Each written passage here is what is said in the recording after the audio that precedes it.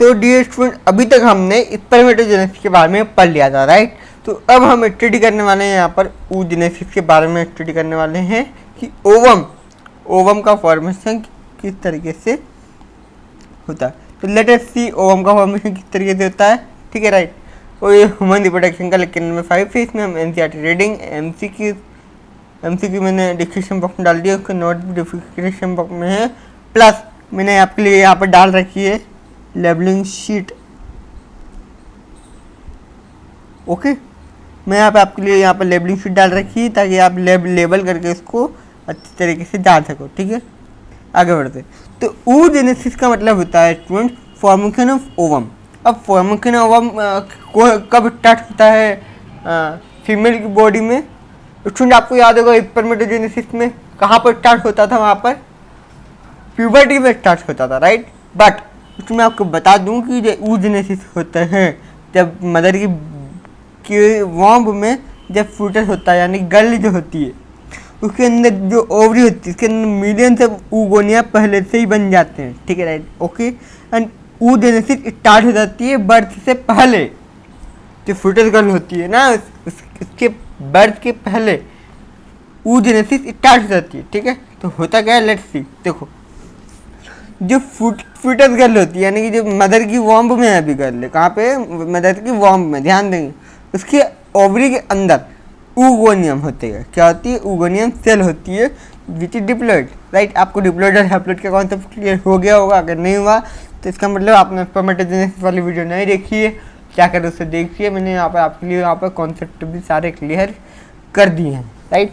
तो देखो, oogoनियम जो डिप्लॉयड होती है उसकी अर्ली एम्ब्रियोनिक स्टेज में, यानी कि एम्ब्रियोनिक स्टेज में माइटोटिक डिवीजन होती है, खूब सारे माइटोटिक डिवीजन होती है। प्राइमरी oocyte बनाता है, क्या बनाता है? Primary oocyte, right, which is again diploid student, okay. Primary oocyte जो होती है, अगर माइटोसिस होगी तो डिप्लॉयड तो होगी, राइट, आपको पता होगा। अब प्राइमरी oocyte जो होती है बर्थ तक, जब बर्थ नहीं हुआ होता है बेबी का, तब उसमें क्या होती है, ग्रेन्यूल लेयर लग जाती है। कुछ ग्रेन्यूल्स होते हैं, इसकी लेयर लग जाती है। Let me show you this, right. तो ये जो सेल है स्टूडेंट, इसके ऊपर एक लेयर चलने लग जाती है, दैट इज ग्रेन्यूल लेयर। और उसकी ऊपर जब ग्रेन्यूल लेयर चढ़ जाती है तब उसको बोलते हैं follicle, and it is primary follicle, right. और स्टूडेंट ये बर्थ तक, जब बेबी का बर्थ नहीं हुआ होता है तब तक 60 से 80,000 तक बन जाती है, ठीक है। और म्योसिस 1 स्टार्ट हो जाती है यहाँ पर, बट प्रोफेस 1 में, म्योसिस के प्रोफेस 1 में रुक जाती है, यानी अरेस्टेड हो जाती है, राइट, ओके। देन फिर क्या होता है, ये जो डिप्लॉयड जो सेल है उसके ऊपर क्या होने लग जाता है, सेकेंडरी फॉलिकल जो होती है, सेकेंडरी फॉलिकल में इसके ऊपर वो ग्रेन्युलर सेल चढ़ती जाती है, राइट। तो सेकेंडरी फॉलिकल बन जाती है प्यूबर्टी आने पर। क्या आने पर? प्यूबर्टी आने पर। देखो फ्यूटस जब बर्थ के पहले क्या हुआ था, प्राइमरी फॉलिकल बन गए थे, बर्थ हो गया, अब म्योसिस 1 रुक गई, प्रोफेस 1 से अरेस्ट हो गई, राइट, ओके। लेकिन प्यूबर्टी वाली एज जब आती है तब ये जो प्राइमरी फॉलिकल है which is converted into secondary follicle. Secondary follicle में कुछ नहीं होता, ये जो ग्रेन्युलर लेयर होती है ये वो डिवाइड करके इसके आसपास सेल बना लेती है, एक लेयर बना लेती है, that is called secondary follicle which is again diploid, right, okay. तो फिर ये और ग्रेन्युलर लेयर डिवाइड करती है और बनाती है टर्शियरी फॉलिकल। फिर तुम जो टर्शियरी फॉलिकल का स्ट्रक्चर आप देखोगे तो यहाँ पर एक फ्लूइड फिल्ड आपको एक स्पेस नजर आएगा, दैट इज एंट्रम। इसको इस स्पेस का नाम है student antrum, right, which is again diploid. उसमें डिप्लॉयड तब तक रहेगा जब तक म्योसिस नहीं होगी, राइट, ओके। लेकिन ये तो टर्शियरी फॉलिकल होता है, ये अगेन वापस से और डिवाइड करता है, ग्रेन्युलर सेल और ज़्यादा डिवाइड करता है, राइट। फिर बनाती है mature follicle which is graafian follicle. Mature follicle को क्या बोलते हैं? ग्राफियम फॉलिकल बोलते हैं, विच इज डिप्लॉयड। आपको समझ में आना चाहिए, राइट। फिर क्या होता है कि जो एंटीरियर पिट्यूटरी होती है, जो ब्रेन में जो एंटीरियर पिट्यूटरी होती है, इससे एक एलेट नाम का एक हार्मोन रिलीज होता है, ठीक है। अभी जो एलिस नाम का हार्मोन रिलीज हुआ तो वो क्या करता है कि ये जो ग्राफियम फॉलिकल होता है उसको यहाँ से तोड़ देता है, उसको ब्रेक कर देता है, ठीक है। तो ग्राफियम फॉलिकल गेट रप्चर्ड, ये रप्चर हो जाते हैं और म्योसिस 1 जो कि यहाँ पर रुकी हुई थी वो यहाँ पर कंप्लीट हो जाती है। यहाँ पर अब म्योसिस हुई है तो डिप्लोइड से क्या बन जाएगा स्टूडेंट, 2 सेल हैप्लोइड बनेगी। बट स्टूडेंट यहाँ पर ध्यान देंगे जो डिप्लोइड सेल बनी थी, ठीक है राइट, उसमें जब म्योसिस होती है तब एक तो 2 सेल में बढ़ती, एक को बोलते हैं फर्स्ट पोलर बॉडी और एक को बोलते हैं सेकेंडरी oocyte, राइट। ये जो सेकेंडरी oocyte है यही आगे जा करके ओवम का फॉर्मेशन करेगी। ये जो प्राइमरी पोलर बॉडी स्टूडेंट ये क्या करती है, ये बाद में जा करके डिस्ट्रॉय हो जाती है। इसका कुछ खास काम नहीं है, ठीक है, काम ही नहीं है, खास काम क्या है, काम ही नहीं है, कुछ भी काम नहीं है, ठीक है, बेकार की सेल है, ठीक है, विच इज डिस्ट्रॉयड। ओके, तो फिर ये जो ग्राफिन फॉलिकल यहाँ पे जो रप्चर्ड हुआ है, ठीक है, ये डिप्लॉइड सेल का था, मैंने आपको ये क्या कहानी हुई वो बता दी, राइट। अभी जो ग्राफिन फॉलिकल यहाँ से निकला है वो क्या होता है, एलएच की वजह से एक ग्लैंड बन जाता है, इसको बोलते हैं कॉर्पस लूटियम, ठीक है स्टूडेंट। और जब तक एलएच का लेवल मेंटेन रहता है ओवरी के अंदर, बॉडी के अंदर, ठीक है, जब तक कॉर्पस लूटियम मेंटेन रहता है। जब एलएच का लेवल कम हो जाता है तब कॉर्पस लूटियम डीजनरेट कर जाता है, डिस्ट्रॉय हो जाता है। अब आगे देखेंगे क्योंकि सेकेंडरी oocyte के साथ में क्या होता है, देखो। तो जब सेकेंडरी oocyte के साथ में क्या होता है, सेकेंडरी oocyte में म्योसिस 2 स्टार्ट होती है और वो मेटाफेज 2 में अरेस्ट हो जाती है, यानी कि मेटाफेज 2 में रुक जाती है। उसमें बर्थ पे कहाँ पर रुकी थी आप मुझे बताएं, म्योसिस प्रोफेज 1 में, राइट। और फिर प्यूबर्टी पे आकर के यहाँ पे म्योसिस 1 कंप्लीट करी थी, राइट। फिर यहाँ पर म्योसिस 2 होती है, म्योसिस 2 स्टार्ट हो जाती है सेकेंडरी oocyte में, और म्योसिस 2 जो होती है वो मेटाफेज 2 में जा करके अरेस्ट हो जाती है, राइट। ओके, फिर स्टूडेंट जो सेकेंडरी oocyte होती है ये इसको कहाँ पर भेज दिया जाता है, फेलोपियन ट्यूब में भेज दिया जाता है, ठीक है। ओके स्टूडेंट, जब स्पर्म फेलोपियन ट्यूब में जब इंटर करता है, ठीक है, जब स्पर्म फेलोपियन ट्यूब में जब इंटर करता है तब म्योसिस 2 कंटिन्यू करता है सेकेंडरी oocyte, राइट। फिर सेकेंडरी oocyte से क्या बनता है, 2 सेल बनते हैं, ठीक है। म्योसिस 2 कंप्लीट होगा तो 2 सेल बनेंगे छोटा, राइट। तो सेकंड पोलर बॉडी, एक को बोला सेकंड पोलर बॉडी और एक को बोलते हैं ओवम, ओवम जो हमको चाहिए था student, right. Student second polar body तो यहाँ पर बन गई। अब सेकंड पोलर बॉडी का क्या होगा स्टूडेंट, इसका कुछ नहीं होने वाला है, ये डिस्ट्रॉय हो जाती है। अभी जो कॉर्पस लूटियम स्टूडेंट ये हार्मोन क्रिएट करता है जिसकी वजह से जो यूट्रस की जो वॉल होती है जिसको हम बोलते थे एंडोमेट्रियम, जो मैंने आपको बताया था कि एंडोमेट्रियम फॉल कर सकती है, गिर भी सकती है, राइट। ब्लड वाली होती है लेयर, राइट। ओके, कंट्रोल होती है, मेंटेन करता है कौन, इसको, hormone which is secreted by corpus luteum, right. आगे बढ़ते हैं तो देखो अब स्टूडेंट हमारा ओवम बन गया, हमारा नहीं फीमेल का ओवम बन गया, राइट। ओके, फीमेल का ओवम बन गया। अभी जो ओवम है स्टूडेंट इसका स्ट्रक्चर देखेंगे कैसा होता है इसका स्ट्रक्चर। तो देखो स्टूडेंट पहले की तरह ही इसमें कुछ खास बात नहीं है, ये एक सेल है, इसके अंदर एक का न्यूक्लियस होगा, गोल्गी एपेरेटस होगा, जिस सेल में जो होता है वही होगा, बट इसकी खुद की प्लाज्मा मेम्ब्रेन भी होगी स्टूडेंट, राइट। ओके, क्या होगी इसकी खुद की प्लाज्मा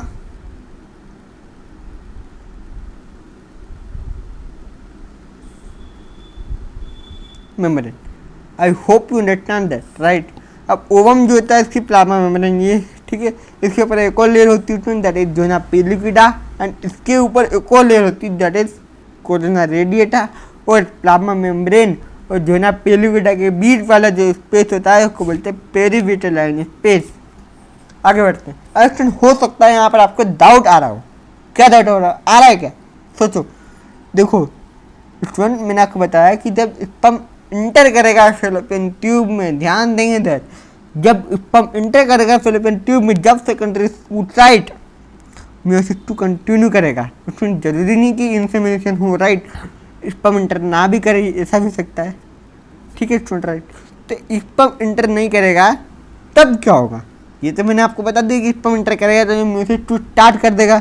म्योसिस 2 स्टार्ट करने पर क्या होगा, सेकेंडरी oocyte जो होगा वो ओवम में कन्वर्ट हो जाएगा, ओके।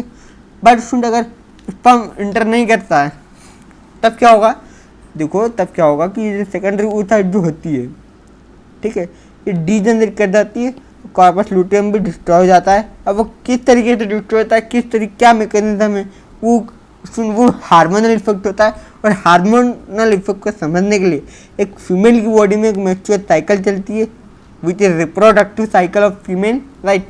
उसको हमको स्टडी करना है। तो let us study the menstrual cycle. अब मेंस्ट्रुअल साइकिल के कुछ पॉइंट है जो हमको स्टडी करना है। जो फीमेल प्राइमेट्स होते हैं, प्राइमेट्स समझते हैं ना आप, राइट, कुछ ग्रुप होता है एनिमल, हमने आप पढ़ा होगा, राइट। फीमेल प्राइमेट्स होते हैं, सिर्फ ह्यूमन बींग में ही नहीं होता मेंस्ट्रुअल साइकिल, जितने भी फीमेल मंकी की, एल्फ की या फिर ह्यूमन बींग की, उन तीनों में मेंस्ट्रुअल साइकिल की प्रोसेस होती है student, right, which is reproductive cycle student, right. उसमें ये मीनार्के से स्टार्ट होती है। मीनार्के मतलब कि वाली एज 17 से 18 साल वाली एज, राइट। और मीनोपेज कौन सी एज है, वो 50 से 55 वाली एज होती है, जहाँ पर मेंस्ट्रुअल साइकिल रुक जाती है, जिसके कारण रिप्रोडक्शन की जो प्रोसेस है फीमेल की बॉडी में, वो जो जो प्रोसेस होती है वो भी रुक जाती है। ओके, उसमें 28 डे की चलती है। 28 डे की किस तरीके से चलती है वो हम आगे देखेंगे, थोड़ा पेशेंस रखेंगे, right. There are 2 major changes during the menstrual cycle. Menstrual cycle के दौरान यहाँ पर 2 मेजर चेंजेस होते हैं, एक ओवरी में और एंडोमेट्रियम, जो कि यूट्रस की वॉल होती है। तो मैंने आपको बताया था, अगर आपको याद है, जब मैं आपको लेयर ऑफ यूट्रस पढ़ाया था, जब मैंने आपको बताया था कि एंडोमेट्रियम जब आएगा तो मैं आपको बताऊंगा कि मेंस्ट्रुअल साइकिल की वजह से वो गिरती है फिर बनती है, गिरती है फिर बनती है। वो किस तरीके से बनती है वो आज हम देखने वाले हैं, right. And it is control by hormonal mechanism, जो मैंने आपको पहले भी बता दिया है। ओके, आगे बढ़ते हैं। तो देखो, तो ये हार्मोनल इफेक्ट है, ठीक है। ये सारा जो इंसिडेंट होगा, देखो ये सारा जो इंसिडेंट होगा, ये कहाँ पे होगा, ओवरी में, ठीक है। और ये कहाँ पर है, ब्रेन में, ठीक है। और ये कहाँ पे है, एंडोमेट्रियम। एंडोमेट्रियम आप समझते हैं ना, आपको पता होगा, मैं आपको बता देता हूँ फिर भी। ये है एंडोमेट्रियम लेयर, ठीक है। इसके अराउंड चेंजेस होंगे, तो लेट्स हैव अ लुक, ठीक है। ये लेयर है जो कि इस तरीके से मैंने यहाँ पर दिखाई है, राइट। ओके, तो स्टूडेंट परफेक्ट। देखो अब यहाँ पे ब्रेन में क्या है स्टूडेंट, हाइपोथैलेमस, ठीक है। अब हाइपोथैलेमस से एक हार्मोन रिलीज होता है जिसका नाम है GnRH, जो कि मेल में भी सिक्रेट होता है, राइट, नो डाउट। अब ये जो GnRH स्टूडेंट, ये कहाँ पर जाता है, एंट्री पिट्यूटरी पे एक्ट करता है। एंट्री पिट्यूटरी पे एक्ट करने से एंट्री पिट्यूटरी एक हार्मोन रिलीज करता है, that is FSH, follicle stimulating hormone. अब यहाँ पर जो फॉलिकल स्टिमुलेटिंग हार्मोन है, ये अलग काम करता है, जबकि ये मेल के केस में अलग काम कर रहा था, राइट, फीमेल के केस में अलग काम करेगा। अब ये जो ऊगोनियम है, ये क्या है, ऊगोनियम ध्यान देंगे, ये क्या है, ये क्या है, ऊगोनियम, ठीक है। अब उसमें जो हमने अभी जो प्रोसेस पढ़ी वही होगी स्टूडेंट, राइट। क्या होगी यहाँ पे देखो, ठीक है। अब ये ऊगोनियम में यहाँ पर प्राइमरी फॉलिकल बनेगा, फिर सेकेंडरी फॉलिकल बनेगा, फिर टर्शियरी फॉलिकल बनेगा, फिर ग्राफिम फॉलिकल बन जाएगा। स्टूडेंट डेवलपमेंट ऑफ फॉलिकल होता जा रहा है। जैसे जैसे फॉलिकल का डेवलपमेंट होता जाएगा, वैसे वैसे ये जो डेवलपमेंट जो फॉलिकल बनते जा रहे हैं, ठीक है, वो एक हार्मोन सिक्रीट करेंगे, that is estrogen student. Okay, और ये एस्ट्रोजन होता है, इसका लेवल जैसे जैसे बढ़ता है, एंडोमेट्रियम की थिकनिंग भी वैसे वैसे बढ़ती है, राइट। एंडोमेट्रियम बनती जाती है, राइट। ओके, तो सुनिए, जो डेवलपमेंट ऑफ फॉलिकल के कारण क्या हुआ, यहाँ पर एस्ट्रोजन का लेवल बढ़ता है। फॉलिकल क्या रिलीज करते हैं, एस्ट्रोजन रिलीज करते हैं, ध्यान देंगे, ठीक है। अभी जो एस्ट्रोजन रिलीज होता है स्टूडेंट, तो वहाँ पे क्या होता है, प्रोलिफरेटिव फेज। इस फेज को बोलते हैं प्रोलिफरेटिव फेज। यहाँ तक के फेज को जब तक फॉलिकल का डेवलपमेंट चल रहा है, इसको बोलेंगे प्रोलिफरेटिव फेज। ओके, देन फिर यहाँ पर क्या होता है, जब एंट्री पिट्यूटरी पे एक पार्टिकुलर एज पे यहाँ पर क्या होता है, एक हार्मोन रिलीज देता है, that is luteinizing hormone, LH, right. अभी जो LH है, ये क्या करता है, ये ग्राफिम फॉलिकल के रप्चर कर देता है। इस रप्चर होने को बोलते हैं ओवुलेशन। उसमें जो मैंने आपको बताया था अभी,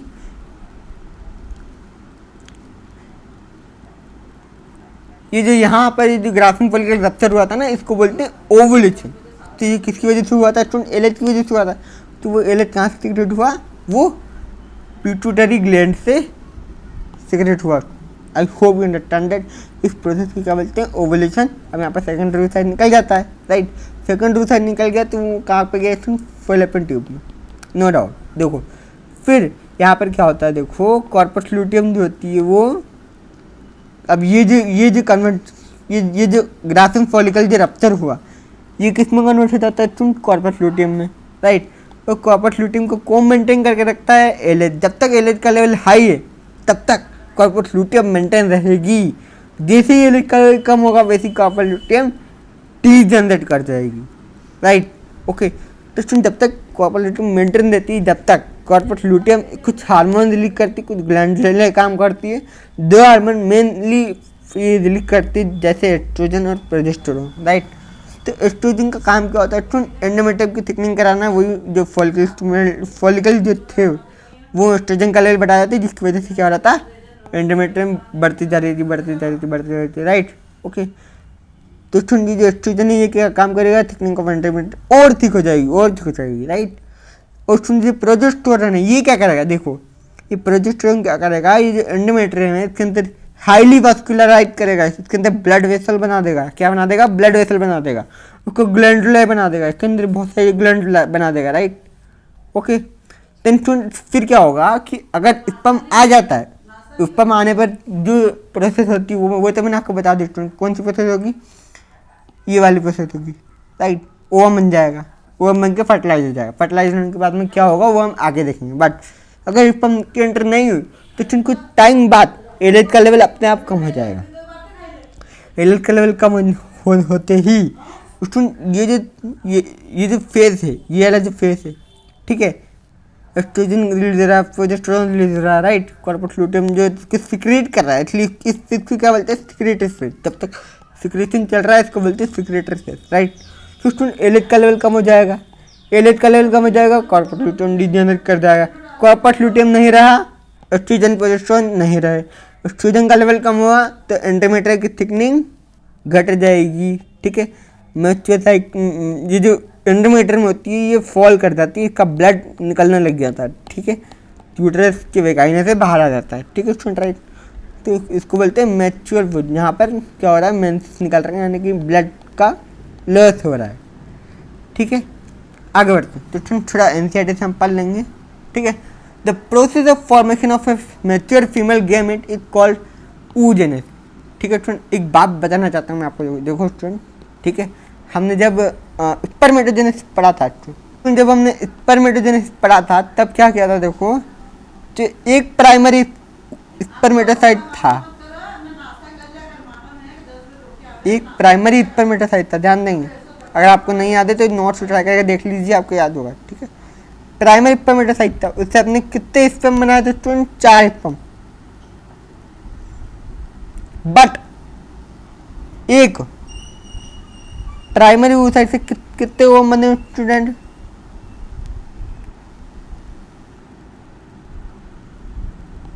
एक प्राइमरी oocyte से कितने ओवम बने स्टूडेंट? आप मुझे बताएंगे। आपके समझ में आ रहा होगा, इसमें से एक ही ओवम बनेगा, क्योंकि जो फर्स्ट पोलर बॉडी थी, सेकंड पोलर बॉडी थी, वो सब तो डीजनरेट कर गए, राइट। तो I hope you understand that student. आपको समझ में आना चाहिए कि एक प्राइमरी स्पर्मेटोसाइट से चार स्पर्म बनते हैं, जबकि एक प्राइमरी oocyte से कितने ओवम बनते हैं? एक ओवम बनता है, राइट। तो ये मैं आपको बताना चाह रहा था। नीट में से सवाल बहुत सारे पूछे जाते हैं, ठीक है। एनीवे आगे बढ़ते हैं। The process of formation of A mature female gamete is called oogenesis। जो मैच्योर फीमेल गैमेट का जो फॉर्मेशन का जो प्रोसेस है उसको क्या बोलते हैं? oogenesis, which is markedly different from spermatogenesis. Spermatogenesis से बहुत डिफरेंट है, आपको समझ में आ गया होगा ये तो बात। oogenesis is initiated during the embryonic development stage, ठीक है। oogenesis जो होती है वो एम्ब्रियोनिक डेवलपमेंट स्टेज में ही शुरू हो जाती है। When a couple of milling gamete mother cell oogonia जो होती है वो बनती है हर फीटल ओवरी में, ठीक है। No more oogonia are form.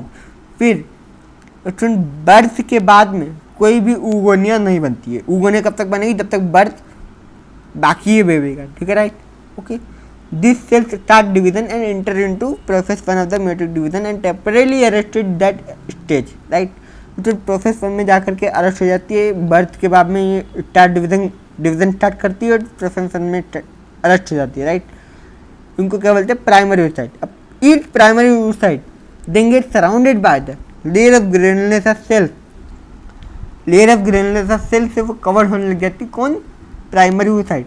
जिनको क्या बोलते हैं, प्राइमरी फॉलिकल।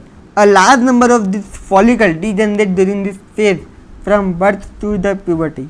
बर्थ से प्यूबर्टी तक इसका बहुत सारा नंबर जो होता है वो वहीं डिस्ट्रॉय हो जाता है। कितने बचते हैं प्यूबर्टी तक? 60 से 80,000 प्राइमरी फॉलिकल बचते हैं प्यूबर्टी तक, उसको ध्यान देंगे, राइट। ओके, प्राइमरी फॉलिकल आज left in each ovary, her ovary में 60 से 80 प्राइमरी फॉलिकल बचते हैं प्यूबर्टी तक, right. Primary follicle get surrounded by more layer of granular cell, granular cell से और सराउंड होते हैं और एक नई थीका लेयर बनाते हैं, that is called secondary follicle. Secondary follicle transform into the tertiary follicle, tertiary follicle में ट्रांसफॉर्म हो जाता है secondary follicle, which is characterized by the fluid filled cavity called antrum. Tertiary follicle के अंदर एक fluid cavity होती है called antrum, right. The theca layer is organized into an inner theca interna, outer theca external, ठीक है। सुन, ये layer के बारे में बात करी, थीका लेयर होती है, राइट। टर्शियरी फॉलिकल के अंदर एक दो लेयर होती है, एक आउटर होती है, एक इनर होती है, इसमें कुछ खास बात नहीं है। It is important to drive your attention that it is at this stage that the primary oocytes within tertiary follicle grow in size and complete its first meiotic division. उसमें primary oocyte जो होती है वो tertiary follicle growing side में बड़ा हो जाता है, राइट। वो फर्स्ट म्यूटिक डिवीजन कंप्लीट हो जाता है, ठीक है। It is an unequal division resulting in the formation of a large haploid secondary oocyte। एक लार्ज हैप्लॉइड सेकेंडरी oocyte का फॉर्मेशन करता है म्यूसिस 1 होने पर, और टाइनी फर्स्ट पोलर बॉडी बनती है। छोटी एक बड़ी सेल बनती है, एक छोटी सेल बनती है। जो बड़ी सेल होती है वही सेकेंडरी oocyte होती है, जो कि retain bulk of the nutrient rich cytoplasm of the primary oocyte। Primary oocyte से बहुत ज़्यादा इसके पास में न्यूट्रिएंट रिच साइटोप्लाज्म होता है, जिसकी वजह से वो क्या होती है वहाँ पर म्यूसिस डिवीजन कर पाए, right. That the first polar body born out of first meiosis division divide further और डीजनरेट। तो ये सवाल पूछ रहा है कि जो फर्स्ट पोलर बॉडी है, क्या वो फर्स्ट म्यूसिस डिवीजन वापस से और फर्दर डिवीजन करेगी या फिर डीजनरेट कर जाएगी? तो इसका आंसर स्टूडेंट डीजनरेट कर जाएगी, right. At present we are not very certain about this tertiary follicle further change into the mutual follicle, Graafian follicle. ये किसमें टर्शियरी फॉलिकल किसमें कन्वर्ट हो जाता है? ग्राफ्टिंग फॉलिकल या फिर मैच्योर फॉलिकल में कन्वर्ट हो जाता है, right. Secondary oocyte forms a new membrane. Secondary oocyte जो होती है वो नई मेम्ब्रेन बनाती है, that is called zona pellucida, जो सराउंडिंग करती है उसको, right.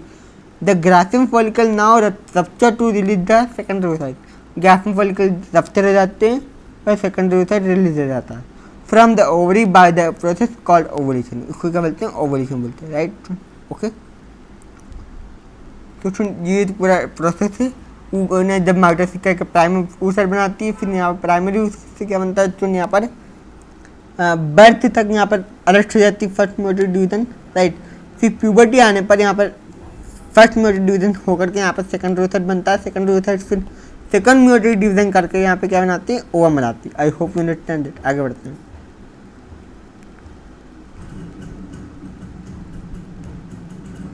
Menstrual cycle. Menstrual cycle the reproductive cycle in female, ये सारी चीज़ें हमने पढ़ ली, जो मैंने आपको बताया, वो जो मैंने लाइन लिख रखी थी ना वही है, ठीक है। अब उसको ये थोड़ा सा समझा जाता है, देखो, ठीक है, राइट। इसको थोड़ा पूरा का पूरा रिवाइज कर लेते हैं सुन, ताकि आपका कॉन्सेप्ट पूरी तरीके से बिल्ड हो जाए, राइट। आगे बढ़ते हैं। तो देखो उसमें जो ओवरी थी ये एंडोमेट्रियम, एंडोमेट्रियम कौन सी है? ये यूट्रस की वॉल है, राइट। ओके, ये पूरा सेटअप मैंने वहीं से उठाया है स्टूडेंट, राइट। और ये एनसीईआरटी का डायग्राम है, तो हम इसको भी लेकर चलेंगे, इसको भी लेकर के चलेंगे और इसको भी लेकर के चलेंगे, ध्यान देंगे, ठीक है। जीए हाइपोथैलेमस से जीएनआर हार्मोन रिलीज हुआ। जीएनआर रिलीज होने पर क्या हुआ? यहाँ पर एंट्री पिट्यूटरी पे एफएसएस रिलीज हुआ। एफएसएस रिलीज होने पर oogonia में डेवलपमेंट ऑफ फॉलिकल स्टार्ट हुआ। क्या हुआ? डेवलपमेंट ऑफ फॉलिकल स्टार्ट हुआ, राइट। यहाँ पर एफएसएस रिलीज हुआ तो यहाँ पर डेवलपमेंट ऑफ फॉलिकल स्टार्ट हुआ, राइट। उसमें ये कब तक स्टार्ट होता है? 5 से लेकर के 14th डे तक ये डेवलपमेंट ऑफ फॉलिकल चलता रहता है, राइट। ओके, फिर उसमें डेवलपमेंट ऑफ फॉलिकल होता जा रहा है, फॉलिकल फिर सिक्रेट करते हैं एस्ट्रोजन, जिसकी वजह से एंडोमेट्रियम का लेवल ठीक होता जा रहा, राइट। फॉलिकल क्या कर रहा है, एस्ट्रोजन रिलीज कर रहा है, राइट। इसलिए यहाँ पर ओवुलेशन के टाइम पे जब 14th डे आता है, यहाँ पर 14th डे आता है तब यहाँ पर ओवुलेशन होता है, तब यहाँ पर एस्ट्रोजन का लेवल बहुत ज़्यादा बढ़ जाता है, ठीक है, राइट। ओके, देन ओवुलेशन हो गया, ये जो बच गया, एलएच रिलीज हुआ, एलएच का कंसंट्रेशन हाई है, राइट। एफएसएच का कंसंट्रेशन भी हाई है, क्यों, क्योंकि यही तो डेवलपमेंट ऑफ फॉलिकल करा रहा था, राइट। एलएच जो था 14 डे पर ओवुलेशन कराता है और कॉर्पस ल्यूटियम बनता है। कॉर्पस ल्यूटियम 2 हार्मोन रिलीज करता है, एक एस्ट्रोजन है, प्रोजेस्टेरोन। इसीलिए यहाँ पर एस्ट्रोजन का लेवल हाई है, यहाँ पर प्रोजेस्टेरोन का लेवल हाई है, जबकि यहाँ पर प्रोजेस्टेरोन का कोई लेवल हाई नहीं है, राइट। ओके, तो फिर ये एस्ट्रोजन जो होती है वो एंडोमेट्रियम को और थिक बनाती है, प्रोजेस्टेरोन और उसको वास्कुलराइड और ग्लैंडुलर बनाती है, राइट। ओके, फिर यहाँ पे क्या होता है, जब स्पर्म एंट्री नहीं हो पाती तब यहाँ पे क्या होता है, 29 डे पर वापस से मेंस्ट्रुअल साइकिल में मेंसेस निकलने लग जाते हैं, यानी कि ब्लड का लॉस होने लग जाता है, that is called menses, right.